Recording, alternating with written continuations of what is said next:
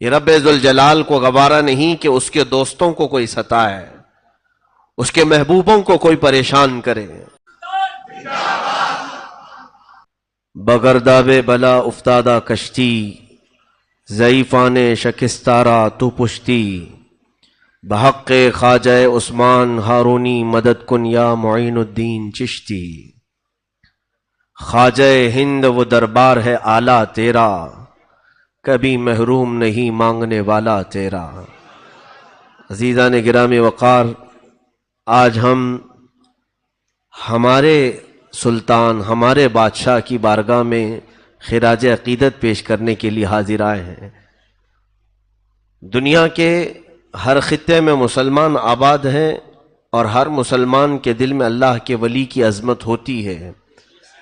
وہ اولیاء اللہ کو قدر کی نگاہوں سے دیکھتا ہے، لیکن اولیاء کاملین جس خطے میں بھی ہیں، جہاں پر بھی ہیں، وہ سب ہمارے تاج ہیں، لیکن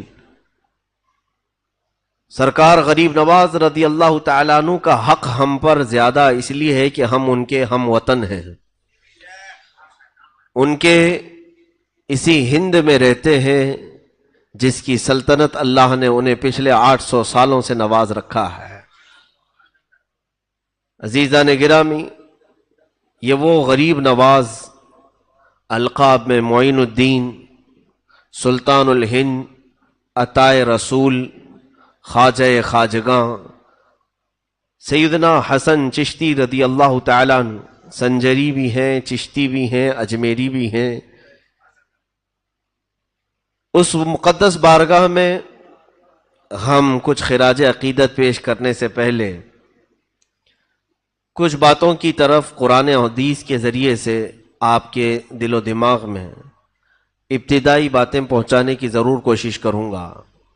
سب سے پہلی بات تو یہ ہے کہ رسول کریم صلی اللہ تعالی علیہ وسلم نے ارشاد فرمایا، عند ذکر الصالحین تنزل الرحمہ، جب اللہ کے صالح اور نیک بندوں کا ذکر کیا جاتا ہے تو رحمتیں اترتی ہیں۔ ان بزرگوں کا ذکر کرنا ہمارے مقدر میں آیا ہے اس لیے کہ ہم اللہ کی رحمت کے طلبگار ہیں۔ ذکر ان کا ہوتا ہے، رحمت اللہ اتارتا ہے، یہ حدیث پاک میں ہے۔ اور قرآن کی طرف جب چلے تو قرآن نے ان کے ہی متعلق تو فرمایا، یا ایھا الذین آمنوا اتقوا اللہ وکونوا مع الصادقین، اے ایمان والو اللہ سے ڈرو اور سچوں کے ساتھ رہو۔ اب سچوں کے ساتھ رہنے کا حکم ہے تو پھر اس اجمیر کے داتا و خواجہ سے سچا ہمارے ہندوستان میں ہے کون ہے؟ اور سچائی کیا ہے انہوں نے ہندوستان کو بتائی ہے۔ یہ دو چیزیں اپنے ذہن و دماغ میں رکھیں کہ ہم جب کبھی کسی ولی کی یاد منانے کے لیے بیٹھتے ہیں تو یہ بہت سارے لوگوں نے آج افواہ جو پھیلا رکھی ہے، یہ بریلویوں کا طریقہ ہے۔ یہ بریلوی عرس منانے والے، اولیاء کی باتیں کرنے والے ہیں۔ کاش وہ اس بات کو سمجھ جاتے کہ یہ عقیدہ بریلی کا نہیں، قرآن کا ہے اور میرے مصطفیٰ کا ہے۔ قرآن نے کہا اولیاء کا ذکر کرو اور ان کے ساتھ رہو، اور قرآن تو یہ بھی کہتا ہے خبردار، اللہ کے ولیوں کو نہ کوئی خوف ہے نہ انہیں کوئی غم ہے۔ اور حدیث پاک میں میرے آقا صلی اللہ علیہ وسلم فرماتے ہیں جب جب ذکر کرو گے اللہ کی رحمتیں اتریں گی۔ اور رہی بات دشمنی کی تو سوچنا بھی مت، من عادى لی ولیا فقد آذنته بالحرب، اللہ رب العزت خود فرماتا ہے، اے محبوب آپ فرما دیں جس نے میرے کسی ولی سے دشمنی کی میں اس کو اپنے ساتھ جنگ کرنے کا اعلان کرتا ہوں۔ آئے میرے ساتھ وہ جنگ کرے، مجھ سے لڑے۔ یہ رب ذوالجلال کو گوارا نہیں کہ اس کے دوستوں کو کوئی ستائے، اس کے محبوبوں کو کوئی پریشان کرے۔ ایک بات یاد رکھنا، اولیاء کاملین میں اکثر اولیاء تو بڑے جمالی رہے ہیں، بہت ہی صبر و تحمل والے رہے ہیں، کبھی انہوں نے پلٹ وار کسی پر نہیں کیا، نہ زبان سے نہ ہاتھ سے، اکثر اولیاء کاملین۔ لیکن ان کے کسی کو ہلاکت کی دعا نہ کرنے سے کوئی یہ نہ سمجھ لے کہ وہ انہیں ستا کر بچ جائے گا، بلکہ رب ذوالجلال کبھی ایسوں کو خالص چھوڑتا نہیں، بلکہ وہ انتقام حقیقی اس انداز سے لیتا ہے کہ قیامت تک آنے والوں کے لیے وہ شخص عبرت بن جاتا ہے. وہ شخص عبرت بن جاتا ہے. جس نے بھی اولیاء کاملین کی دشمنی پالی، اللہ رب العزت نے اسے دنیا میں ایسا ذلیل کیا کہ وہ رہتی دنیا تک لوگوں کے لیے ایک عبرت کا نشان بن گیا ہے. اکثر کو دیکھیں آپ، یا تو نبیوں سے دشمنی کرنے والے ذلیل ہوئے یا اللہ کے اولیاء سے دشمنی کرنے والے ذلیل ہوئے. فرعون اللہ رب العزت کی بارگاہ میں جو سرکشی کرنے لگا تھا فقط ایک نبی کے ضد میں، نبی کی مخالفت میں. موسیٰ علیہ السلام سے اسے حسد اور دشمنی پیدا ہوئی.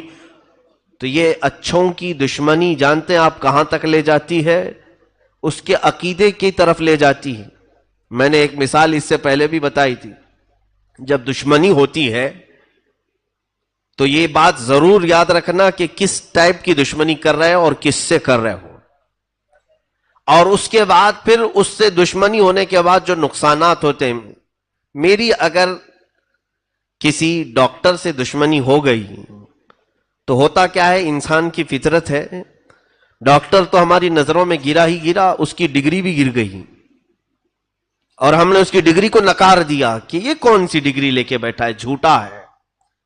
اور اس کے بعد اگر وہ اپنی ڈگری کی سرٹیفکیٹ دکھا بھی دیا تو دشمنی کی وجہ سے ہم اس میں عیب تلاش کرنے شروع کریں گے کہ اس کی ڈگری میں یہ خامی ہے، اس کی ڈگری کمال کو نہیں پہنچی ہوئی. دشمنی شخص سے تھی لیکن بڑھتے بڑھتے اس کی ڈگری تک پہنچ گئی. اب اس کے بعد اس کے بولنے سے نفرت، اس کے چلنے پھرنے سے ہمیں نفرت. دشمنی اس کے اخلاق تک لے جاتی ہے اور بہت اوپر تک لے جاتی ہے. اسی لیے جیسے مثال کے طور پر ہم سے دشمنی کرنے والے، میں تو مخالفت کرنے کی کھلی اجازت دیتا ہوں. میں ہمیشہ یہ کہتا ہوں کہ مجھ سے اگر کسی کو اختلاف ہے تو اس کا حق ہے. میں بھی انسان ہوں، آپ بھی انسان ہیں، مجھ سے اختلاف کرنے کا آپ کو پورا حق ہے. ضرور اختلاف کریں مجھ سے، لیکن اس اختلاف کو جب بڑھاوا دو گے تو ہوگا کیا؟ صرف آپ کا اختلاف اور آپ کی دشمنی مجھ سے نہیں رہ جائے گی، میری پڑھی ہوئی قرأت سے بھی دشمنی ہو جائے گی، میری بیان کی ہوئی حدیثوں سے بھی دشمنی کرنے لگ جائیں گے. ہمارے بیان کردہ تفسیر کو بھی تم ایک بار گمراہی کہہ دو گے اور خود کافر ہو جاؤ گے. یہ دشمنی ذات تک نہیں باقی رہتی بلکہ پھر اس کے کاموں تک بڑھ جاتی ہے. اسی لیے فرعون نے کیا کہا، موسیٰ اگر خدا تعالی مجھے خود بتا دیتا کہ میں تجھے پالتا ہوں تو میں مان لیتا، لیکن موسیٰ کا وہ خدا ہے اس لیے نہیں مانوں گا. دشمنی موسیٰ سے تھی اس لیے موسیٰ کا جو خدا ہے میں اسے نہیں مانوں گا، اس کے خدا کو میں کیوں مانوں. تو دشمنی جب کسی سے ہوتی ہے تو اس کے بڑوں سے اور اس کے پورے سلسلے سے دشمنی ہو جاتی ہے. اسی لیے جس نے بھی اولیاء کاملین سے دشمنی کی ان کی لمبی چوڑی فہرست ہمارے پاس ہے. تو پھر انہوں نے تمام اولیاء کو، ان کے مرشدوں کو، ان کے مشائخ کو، ان کے نسب کو گالیاں دینا شروع کیا. جیسے کہ سرکار غریب نواز رضی اللہ تعالیٰ عنہ سے جس کو نسبت ہوئی، اب ان کے نام کے برے معنی وہ تلاش کرنا شروع کیا. خواجہ کا مطلب یہ ہوتا ہے، معین کا مطلب یہ ہوتا ہے. دشمنی کسی ولی سے تھی اور وہ ان الفاظ کی تحقیق میں چل پڑا اور نادان ایسے منہ کی کھایا اور دھوکہ کھایا کہ رسول پاک صلی اللہ علیہ وسلم تک دشمنی کر لیا. جب کہا جائے کہ عطائے رسول بھی ہیں وہ، تو سیدھے کیا کہنے لگا کہ رسول نے اگر انہیں عطا کیا تو رسول بھی صحیح نہیں ہے. معاذ اللہ رب العالمین. دشمنی کہاں سے کہاں تک لے گئی. اسی لیے سوچ سمجھ کر کے کسی سے اختلاف کرنا کہ کہیں تمہارا اختلاف تمہیں خدا کی دشمنی تک نہ لے جائے، رسول کی دشمنی تک نہ لے جائے. اولیاء کاملین کی گستاخی اور ان سے دشمنی میرے عزیزوں یہ ہماری ہلاکت کا سب سے بڑا راستہ ہے. جب قرآن نے کہہ دیا کہ ان کے ساتھ رہو تو اسی میں عافیت ہے. اب آج ہم اس شہنشاہ ہند کے دربار میں حاضر ہیں. تھوڑی دیر کے لیے آپ توجہ کریں گے تو میں آپ کو اجمیر معلیٰ پہنچا دوں گا اور تصور میں تمہیں غریب نواز کا روضہ مبارک نظر آ جائے گا. اور ہم صرف اجمیر نہیں، ان کے آبائی وطن پہنچتے ہیں جہاں سرکار غریب نواز رضی اللہ تعالیٰ عنہ کی ولادت باسعادت ہوئی. سنجر کا وہ علاقہ، غریب نواز کے والد گرامی سید غیاث الدین رضی اللہ تعالیٰ عنہ اور ان کی والدہ بی بی ام الورا، دونوں حافظ قرآن تھے، دونوں عالم تھے، ماں بھی اور باپ بھی. اور یہ تقریباً 537 ہجری کے قریب کا کچھ واقعہ ہے. سنجر کا علاقہ مشہور تھا، پورے کے پورے علاقے میں جو لوگ رہتے تھے وہ کوئی ایسا نہیں تھا جو تہجد نہ پڑھتا ہو. پورے گاؤں میں، اس سنجر میں جہاں پر غریب نواز کی پیدائش ہوئی، پورا علاقہ تہجد گزار تھا. تہجد میں کسی کی قضا نہیں ہوتی تھی، اس میں وہ لوگ کمپٹیشن کرتے تھے، سبقت لے جاتے تھے. ایک رات ایسی آئی، 13 رجب المرجب تاریخ یہ بتائی گئی ہے، 13 رجب کی تاریخ تھی، اور آسمان پر آدھی رات میں ہی سفیدی ظاہر ہو گئی، اور اتنی سفیدی سی آئی کہ لوگوں کو گمان ہونے لگا کہ صبح صادق ہو چکی. صبح کی سفیدی جیسے نمودار ہوتی ہے، آدھی رات میں ہی سفیدی ظاہر ہوئی. تو جس کی آنکھ کھلی وہ بے ساختہ دوڑتا ہوا باہر آیا کہ ہائے میری تہجد قضا ہو گئی. سوئے ہوئے تھوڑی سی آنکھ کیا لگی کہ آنکھ کھلی تو دیکھا روشنی ہے، اور جب صبح کی روشنی آ گئی تو تہجد کا وقت ختم ہوا. سنجر کے علاقے میں یہ خبر پھیلی، اور جتنے متہجد تھے، جتنے تہجد گزار تھے، سبوں کو، ظاہر سی بات ہے وہ بزرگوں کا تال میل بہت اچھا تھا کہ ایک عبادت کرتا تو دوسرے کو اٹھا بھی دیتا تھا، دوسرے کو تعاون بھی کرتا تھا. سارے لوگ جمع ہونا شروع ہو گئے کہ کیا حال ہے، کیا حال ہے. اس میں موجود کئی عمر دراز بزرگوں نے کہا ہمیں تو نہیں لگتا کہ ہم سے غفلت ہوئی، لیکن یہ اجالا کچھ اور بتا رہا ہے. وہ سب سنجر کی جامع مسجد کے قریب پہنچے تو دیکھا جامع مسجد کے خلف میں قریب میں ایک گھر پر آسمان سے جھما جھم نور کی روشنی برس رہی ہے، نورانی قندیل لٹکی ہوئی ہے. اور وہ گھر پتہ کرنے پر معلوم ہوا کہ حضرت غیاث الدین رضی اللہ تعالیٰ عنہ کا گھر ہے، بی بی ام الورا کا گھر ہے. تو کئی تہجد گزار بزرگ وہاں پر جمع ہوئے کہ آدھی رات میں اجالا اور ان کے گھر سے اجالا. ابھی یہ سب کشمکش میں تھے کہ غیاث الدین کا دروازہ کھلا، ایک دایا باہر آئی اور معین الدین کی ولادت کی خوشخبری سنائے. حسن چشتی رضی اللہ تعالیٰ عنہ غریب نواز کی ولادت کی تاریخ میں لکھا گیا ہے آدھی رات میں پورا سنجر روشن تھا. رات آدھی ہے اور تہجد پڑھنے والے اس گمان میں آ گئے تھے کہ صبح ہو گئی اور ہماری تہجد قضا ہو گئی. لیکن پتہ کرنے پر، جانکاری حاصل کرنے پر یہ معلوم ہوا کہ یہ نہ صبح ہوئی ہے نہ سفیدی ہوئی ہے، بلکہ یہ کوئی اور صبح معین الدین لے کر کے آیا ہے. کفر کے ظلمات میں، شرک کے اندھیریوں میں معین الدین نام کا ایک چہرہ ایسی سفیدی لایا ہے کہ یہ سفیدی اب وہاں سے نکلی تو ہندوستان میں آئی. اور ہندوستان میں بھی جب وہ آئے تھے یقیناً یہاں بھی بہت اندھیرا چھایا ہوا تھا، کفر کا اندھیرا، شرک کا اندھیرا، جادو کا اندھیرا، بدعات کا اندھیرا، خرافات کا اندھیرا. لیکن جیسے ہی یہ چاند طلوع ہوا انہی اندھیریوں میں خوب 90 لاکھ کو روشن بھی کر گیا. عزیزان گرامی، معین الدین حسن چشتی رضی اللہ تعالیٰ عنہ کی ولادت باسعادت کے بعد ان کے والد ان کی اہلیہ سے، اپنی اہلیہ سے کہتے ہیں، ام الورا سے، بچے کا نام کیا رکھنا چاہیے؟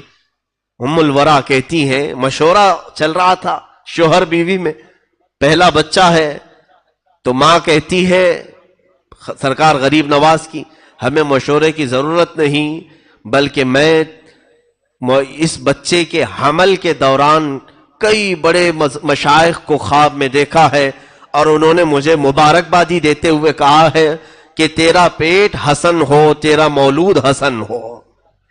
حسن کا مطلب ہوتا ہے خوبصورت، جمال والا. تو یہ مشائخ نے میرے حمل کے دوران مجھے رات میں کئی ایسی خوشخبریاں سنائی تھی کہ تیرا پیٹ، تیرا شکم حسن ہو اور تجھ سے پیدا ہونے والا حسن ہو، حسن کا مطلب خوبصورتی، تو کیوں نہ ہم ان مشائخ کی اسی بشارت پر بچے کا نام حسن رکھتے ہیں۔ اور پھر جب ان دونوں نے حسن نام رکھا تو غیب سے ندا آنے لگی حسن معین الدین، حسن معین الدین، یعنی یہی حسن ہے جو دین کی مدد کرے گا۔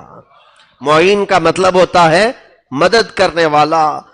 اب یہ بچپن کی آپ کی ولادت کے بعد پرورش جو ہوئی، اب اس میں بتانے کی چندہ ضرورت نہیں، آپ کو میں بات بتا دوں۔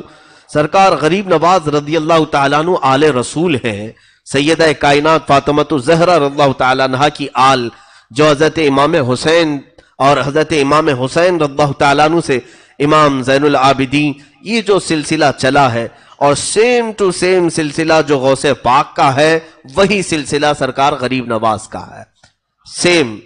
اور رشتے میں آپ کو میں بتاؤں، غریب نواز کی ماں حضرت بی بی ام الورا حضور غوث پاک رضی اللہ تعالیٰ عنہ کی سگی چچیری بہن ہے۔ گویا کہ سرکار غریب نواز غوث پاک کے کیا لگے؟ بھانجے ہوئے۔ بی بی ام الورا غوث پاک کی بہن ہے، چچا کی بیٹی ہیں، اور حضرت غوث پاک کا جو حسینی سلسلہ ہے باپ سے، وہ حضرت خواجہ معین الدین کی ماں سے حسینی سلسلہ ہے۔ اور غوث پاک رضی اللہ تعالیٰ عنہ کا والدہ ماجدہ سے حسینی سلسلہ ہے، اور ان کا والدہ ماجدہ کا سلسلہ حسنی ہے۔ دونوں میں اتنی مشابہت ہے کہ وہ حسنی اور حسینی سید ہیں، اور یہ بھی حسنی اور حسینی سید ہیں، نجیب الطرفین ہیں۔ اب ایک اور روایت یہ ہے کہ سرکار دو عالم صلی اللہ تعالیٰ علیہ وسلم سے لے کر غریب نواز رضی اللہ تعالیٰ عنہ تک جتنے بھی آپ کے آبا و اجداد آئے، آپ کے والد، آپ کے دادا، آپ کے پردادا، لے کر کے حضور صلی اللہ علیہ وسلم تک، ان کے داداؤں میں جتنے بھی تھے سب کے سب عالم باعمل اور متقی پرہیزگار اللہ کے ولی گزرے، اس میں سے ایک بھی کوئی عام آدمی نہیں ہے، ہر ایک اپنے وقت کا قطب ہے۔ ظاہر سی بات ہے حضور پاک صلی اللہ تعالیٰ علیہ وسلم کی وہ امانت جس گھر میں قطبوں کے ذریعے سے، اقطاب کے ذریعے سے آئی ہو، تو پھر اس کی تربیت کس شان سے ہو رہی ہوگی۔ آپ بچپن میں ہی حافظ قرآن بنے۔ سرکار غریب نواز رضی اللہ تعالیٰ عنہ کا سب سے پسندیدہ مشغلہ قرآن کی تلاوت، کہیں پر بیٹھے قرآن پڑھتے تھے، گھر میں بیٹھے قرآن، باہر بیٹھے قرآن۔ ان کے والد جب آپ کی عمر مبارک 14 سال کی تھی، فرماتے ہیں معین الدین کو کہیں پر بھی کسی کام پر لگایا جائے وہ قرآن کی تلاوت میں رہتا اور کام خود بخود ہوتے رہتے تھے۔ ایسا کئی مرتبہ ہوا۔ اب غریب نواز رضی اللہ تعالیٰ عنہ کے والد ماجد جب ان کی عمر 14 سال کے قریب تھی، وصال پاک ہے، اور صرف ابھی 1.5 سال نہیں ہوا تھا کہ والدہ ماجدہ بھی وفات پا گئیں۔ آپ کی وراثت میں، باپ کی وراثت میں سرکار غریب نواز کو صرف ایک چھوٹا سا باغیچہ انگوروں کا اور کچھ پھلوں کا اور ایک پنچکی آئی، جس سے آپ اپنا گزر بسر فرما رہے تھے۔ اور حال یہ تھا کہ باغیچے میں غریب نواز رضی اللہ تعالیٰ عنہ خود اپنے ملفوظات میں فرماتے ہیں ان کا کام تھا قرآن کی تلاوت، اور اتنی مسحور آواز تھی، اتنی پیاری دلکش آواز تھی کہ چلنے والے راستے پر رک جایا کرتے تھے، حتیٰ کہ غیر مسلم بھی غریب نواز کی تلاوت سننے کے لیے کھڑے ہوتے تھے۔ قرآن پاک کی تلاوت اتنی شاندار انداز میں کرتے تھے، اور فرماتے ہیں کہ جب وہ باغیچے میں تلاوت کرتے، رات کے وقت پورے باغیچے کی جھاڑو بھی لگ جاتی، جو پتے گرتے تھے وہ بھی ایک جگہ جمع ہو جاتے تھے۔ صبح آتے سارا کام پورا مکمل ہو چکا ہوتا۔ حضور غریب نواز رضی اللہ تعالیٰ عنہ نے فرمایا آخر میرا کام کرتا کون ہے؟ مجھے کسی دن باغیچے میں جھاڑو جھاڑنے کی ضرورت نہیں پیش آئی، اور روزانہ پتے گرتے ہیں درختوں کے، یہ کبھی جمانے کی نوبت نہیں آئی۔ یہ سوچ کر کے آپ نے ارادہ کر لیا کہ آج کی رات میں باغیچے میں ہی رکتا ہوں اور دیکھتا ہوں کہ جھاڑتا کون ہے، کوئی تو ہوگا جو میرے صبح آنے سے پہلے ہی جھاڑو لگاتا ہے اور پتے جمع کر کے رکھتا ہے۔ رات کا آخری پہر تھا، صبح صادق سے پہلے اچانک باغیچے میں ہلچل شروع ہوئی، جھاڑو جھاڑنے کی آوازیں اور پتے جمع کرنے کی آوازیں، ڈالیں ٹوٹ رہی ہیں جو سوکھی ہوئی اور ایک جگہ جا کے جمع ہو رہی، لیکن نظر کوئی نہیں آ رہا ہے۔ یہ کام ہونے لگا تو سرکار غریب نواز رضی اللہ تعالیٰ بیدار تھے، جاگ رہے تھے۔ آپ قریب چلتے ہوئے آئے، توجہ چاہتا ہوں، آپ نے آواز دی کہ جو کوئی بھی ہے دوست کو دوست سے پردہ نہیں کرنا چاہیے۔ اگر میری کوئی اتنی مدد کر رہا ہے تو میرا دوست ہی ہوگا، اور دوست کو دوست سے پردہ نہیں کرنی چاہیے، آ جانا چاہیے سامنے۔ جیسے ہی آپ نے آواز لگائی، اچانک 6 لوگ وہاں پر نمودار ہوئے۔ 6 ایسے بزرگ تھے، ان کی حیت، شکلیں بہت ہی اعلیٰ قسم کی اور بہت ہی اونچی۔ سرکار غریب نواز نے پہلی مرتبہ انہیں دیکھا، پوچھا آپ حضرات ہیں کون؟ تو انہوں نے کہا ہم سب جنات ہیں، جنات ہیں۔ ان کی عمریں کئی 100 سال کی تھیں۔ کہا کہ بچپن سے آپ اپنے والد کے ساتھ اس باغیچے میں آتے ہیں اور آپ قرآن کی تلاوت کرتے ہیں، تو ہم آپ کا قرآن کا تلاوت کرنا برسوں سے سن رہے ہیں، اور آپ کا سن کر کے ہمارا قرآن صحیح ہو گیا ہے۔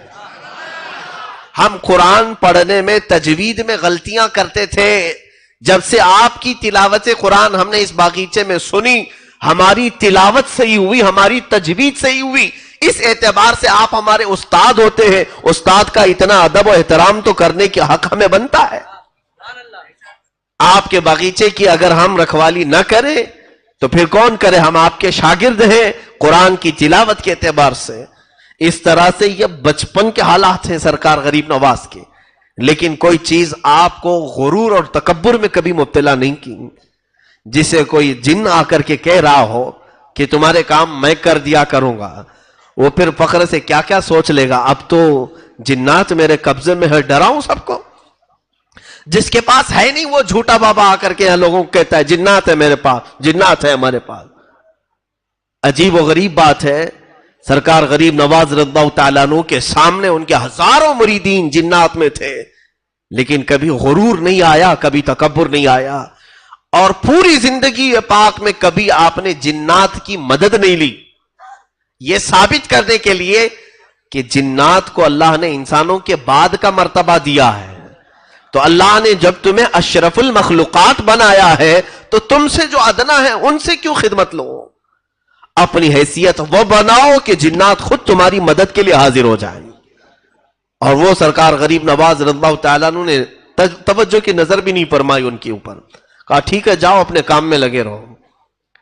2-4 دن گزرے تھے کہ آپ کی عادات، جو خصلتیں سیرت نگاروں نے لکھی ہے، بڑی پیاری عادتیں ہیں، کئی ایسے اخلاق جس کو کہا گیا ہے تخلقوا باخلاق اللہ، اللہ کے اخلاق میں اپنے آپ کو ڈھال لو۔ اللہ کے اخلاق کیا ہیں؟ اخلاق کا لفظ یہ حدیث پاک میں یہ آیا ہے کہ رب تبارک و تعالی جن چیزوں کو پسند فرماتا ہے ان چیزوں کو ڈھال لو اپنی زندگی میں۔ حضرت معین الدین حسن چشتی غریب نواز رضی اللہ تعالیٰ عنہ کی عادتوں میں بچپن سے غریب نوازی رہی ہے، چھوٹی عمر سے ہی، یہاں تک کہ چھوٹی عمر میں جب آپ کی ولادت ہوئی اس وقت سے لوگوں نے دیکھا ہے کہ آپ کی غریب نوازی کیسی ہے۔ ایک دن باغیچے میں کام کر کے تھک کر بیٹھے تھے کہ ایک کوئی بزرگ آئے، آ کر کے انہوں نے پوچھا کہ کچھ کھانے کو ملے گا؟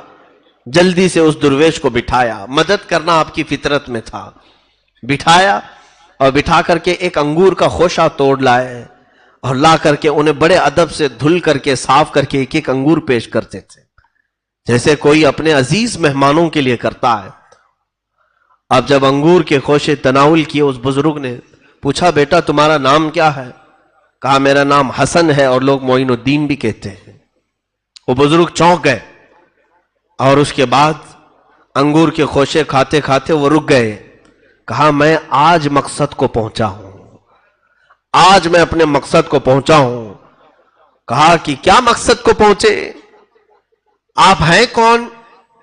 انہوں نے کہا ویسے تو میرا نام ابراہیم قندوزی ہے، لیکن لوگ مجھے دیوانہ اور پاگل کہتے ہیں، مجذوب تھے وہ، دیوانہ کہتے ہیں اور بچے مجھے پتھر مارتے ہیں، اور میں ہوں بھی دیوانہ۔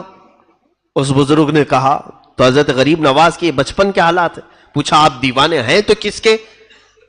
تو حضرت ابراہیم قندوسی جو آئے تھے مجذوب، انہوں نے کہا میں حاجی شریف زندانی میرے مرشد کا دیوانہ ہوں، اور انہوں نے مجھے دیوانگی کی حد تک پلایا ہے اور چھوڑ دیا، اور مجھے ایک روٹی دی تھی، اور اس روٹی کو یہ کہہ کر کے مجھے دیا تھا کہ جب تم اس مقام پر پہنچو جب تمہیں ساتوں عرش بغیر کسی تکلف کے نظر آنے لگیں تو آدھی روٹی کھانا یا آدھی روٹی کھا لینا، اور آدھی روٹی اپنے پاس رکھنا.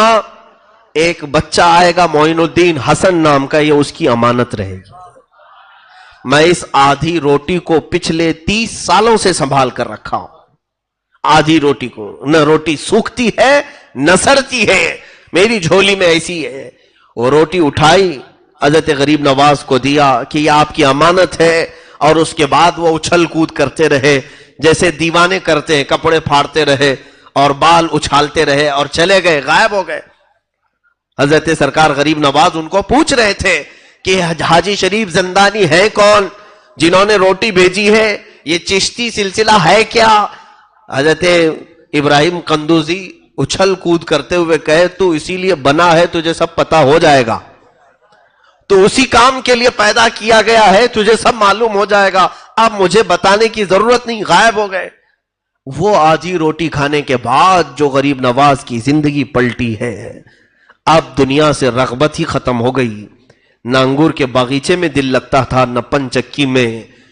اب تک تو قرآن کی تلاوت کرتے ہی رہتے تھے، لیکن اب بے قراری اتنی بڑی، آپ نے سوچا کہ اس دنیا فانی میں رکھا کچھ نہیں ہے، میں رب تبارک و تعالیٰ کے قریب بڑھنے کے لیے کسی شیخ کامل کی طرف چلتا ہوں. علم دنیاوی، علم ظاہری، علم شریعت مصطفیٰ صلی اللہ علیہ وسلم، علم باطنی، یہ تمام علوم کے لیے میں نکلتا ہوں. وہ 14 سال کی عمر ہے، اس وقت یہ باغیچہ پورا آپ نے بیچ دیا، پنچکی بھی بیچ دیا، اور جو مال ملا وہ سب فقراء اور مساکین میں تقسیم کیا. تھوڑا سا اپنے کھانے کے لیے اور سفر کے لیے رکھا اور نکل پڑے. کچھ لوگوں سے پوچھا علماء کا مرکز کہاں ہے، اقطاب اولیاء کہاں رہتے ہیں؟ کچھ لوگوں نے بغداد کا نام لیا، کچھ لوگوں نے سمرقند کہا، کچھ لوگوں نے بخارا کہا، کچھ لوگوں نے نیشاپور کہا. یہ بڑے بڑے، ظاہر سی بات ہے اگر آج ہم سے آپ پوچھیں گے کہاں علم کا مرکز ہے تو ہم بھی 2-3 چیزیں بتا دیں یا کوئی اور بتا دے. غریب نواز کو جب اولیاء کاملین کے مرکز کے بارے میں یہ تمام شہروں کا ایڈریس بتایا گیا، آپ نکل پڑے. آپ نے ارادہ کیا سب سے پہلے میں بغداد چلتا ہوں. بغداد کے سفر پر نکلے. کیسے؟ اسی سنجر سے جب نکلے تو کچھ بھی نہیں تھا، گھر بھی نہیں، کوئی چیز نہیں. راستے میں سفر کے دوران آپ کو میں حیرت انگیز بات بتا دوں، غریب نوازی کہتے کسے ہیں. آپ بیچ راستے میں پہنچے تو ایک ایسا ویرانہ تھا، بہت دور تک جنگل اور بیابان، جہاں ہو کا عالم طاری ہے، کوئی بھی نظر نہیں آتا. 2 لوگوں کو دیکھا گدڑی میں بیٹھے ہوئے ہیں، لیکن تھے وہ ڈاکو. وہاں بھیس بدل کر کے بیٹھتے تھے، روز آنے جانے والوں کو رو دھو کر کے یا کسی طرح ڈاکہ ڈال کر کے مال حاصل کرتے تھے. اس وقت جب سرکار غریب نواز کا گزر اس راستے سے ہو رہا تھا تو وہ دونوں ایک درخت کے نیچے بیٹھے